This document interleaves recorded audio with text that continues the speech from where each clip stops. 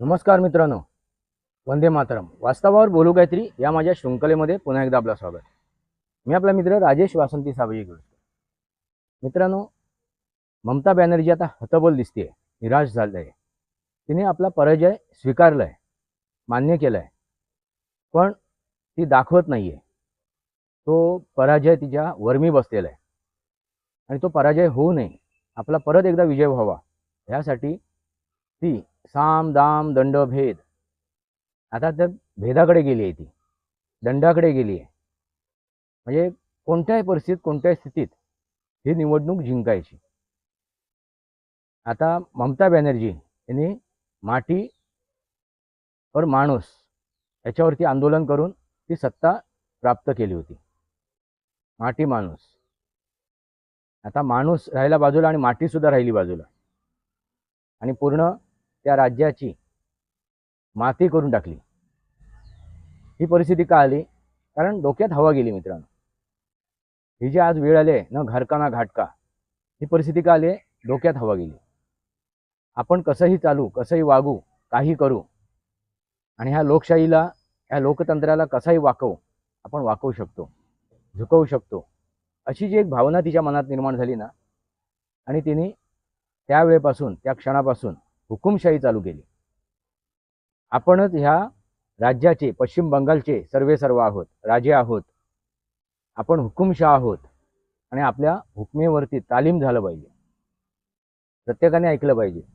हा देश, ह्या देशातील माणसं माझे गुलाम आहेत, ही तिची भावना झाली आणि ह्या भावनेनुसारच तिने ते गेल्या 15 वर्षात राज्य केलं. मित्रांनो, जो वारसा तिथे सीपीएम कडून घेतला, तोच वारसा तिने पुढे चालवला. फक्त काय झालं, तिथे सत्ता परिवर्तन झालं. सीपीएमचं राज्य गेलं आणि ममता बॅनर्जी राज्य आलं, एवढाच फरक पडला. मानसिकता तीच, विचारशैली तीच, विचारधारा तीच जी सीपीएमची होती. गुंडागर्दी, दहशत निर्माण करणं, अपहरण करणं, याच्या पलीकडे दुसरं काहीच नव्हतं त्या सीपीएमच्या नेतृत्वाखाली. त्याच्या अगोदर काँग्रेसचं राज्य होतं. काँग्रेसच्या राज्यात सुद्धा हीच घटना घडत होती. म्हणजे काँग्रेसकडून वारसा हक्काने सीपीएमने हे राजकारण घेतलं, ही राजनीती घेतली आणि त्यानंतर तीच राजनीती, तेच राजकारण परत एकदा ममता बॅनर्जीने तृणमूल काँग्रेससाठी ॲडॉप्ट केलं. काय? दहशत, अराजकता, हुकुमशाही, दडपशाही हीच त्यांनी स्वीकारली आणि ह्याचंच आता ते परिणाम आहे. तुम्हाला काय वाटते मित्रांनो? भारतीय जनता पार्टी जिंकावी ह्यासाठी तेथील जनता मन करून बसली आहे का? नाही मित्रांनो. त्यांचा एकच इरादा आहे, एकच इरादा आहे, तो म्हणजे ममता बॅनर्जीचा पराजय करणं, तृणमूल काँग्रेसचा पराजय करणं.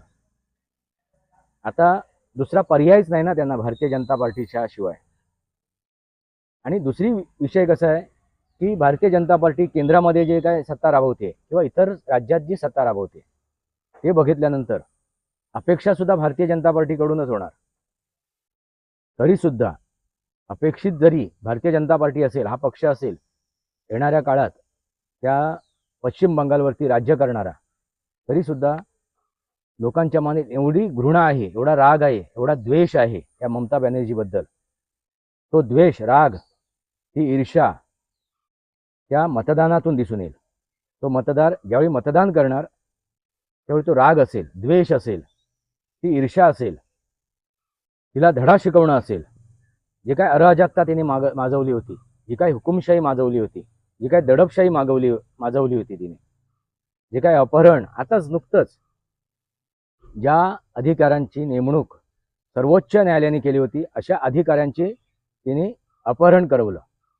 म्हणजे तिच्या राज्यात. आता ती म्हणते तिथे जनतेने हातात घेतला कायदा, मग तुझा कायदा कुठे गेला?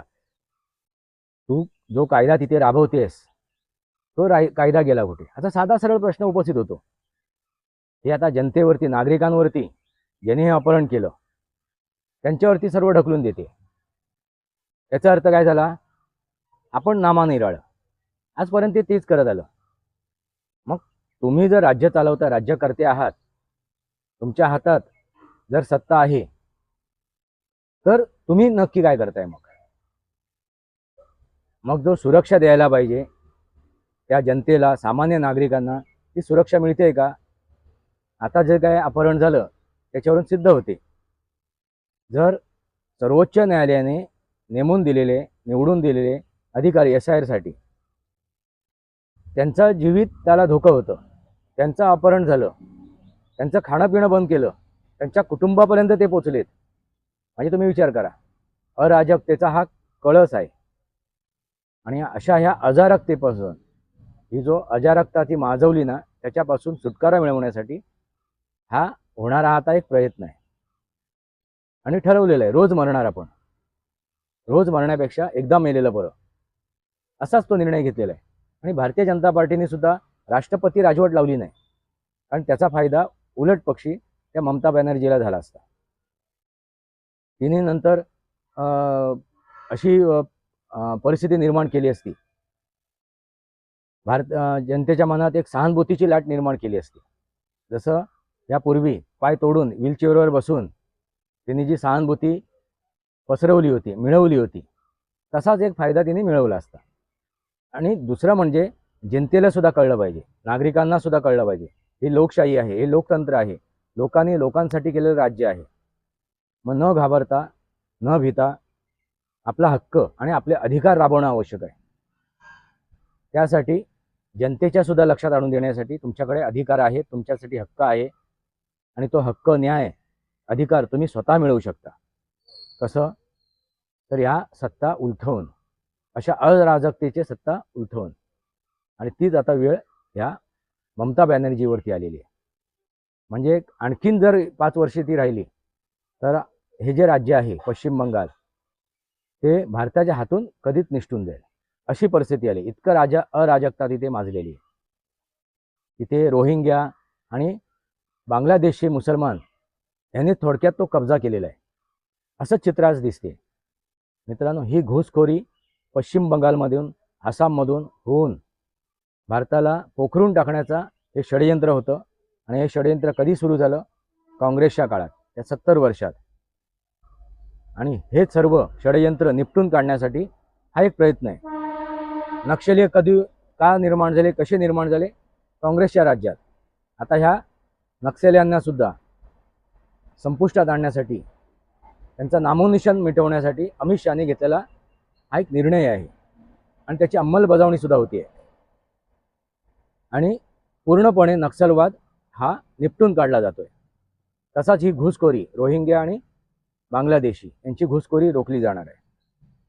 आता पश्चिम बंगालची जनता काय करते, कशा प्रकारे आणि किती मताधिक्याने भारतीय जनता पार्टीला निवडून देते, हेच बघावं लागेल. बाकी भारतीय जनता पार्टीचा हा विजय झालेलाच आहे प्रत्यक्षदर्शनी, वर्तमान काळात, वर्तमान स्थितीत. पण किती मताधिक्याने भारतीय जनता पार्टी निवडून येईल हे फक्त ठरायचं आहे. प्रतीक्षा करूया. सध्या तरी ही ममता बॅनर्जी ना घर का ना घाटका झालेली आहे. तिची मनस्थिती एकदम विचित्र झालेली आहे. काय करावं आणि काय नाही करावं, ती सगळे प्रयत्न करणार.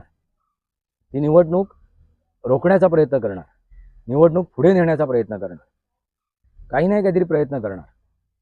पण भारतीय जनता पार्टीने, या लोकतंत्राने ठरवलंय की ठरलेल्या वेळातच निवडणुका पार पाडायच्या, एनी हाव एनी कंडिशन. हेच ते वास्तव आहे. वास्तवावर बोलू काहीतरी माझ्या शृंखलेला सबस्क्राईब करा, बेल आयकॉन दाबा, माझे विचार पडसे लाईक करा, आपले विचार कमेंट बॉक्समध्ये मांडा. तुर्तास इतकंच. भारत माता की जय, वंदे मातरम. जय भारत, जय महाराष्ट्र, जय सनातन.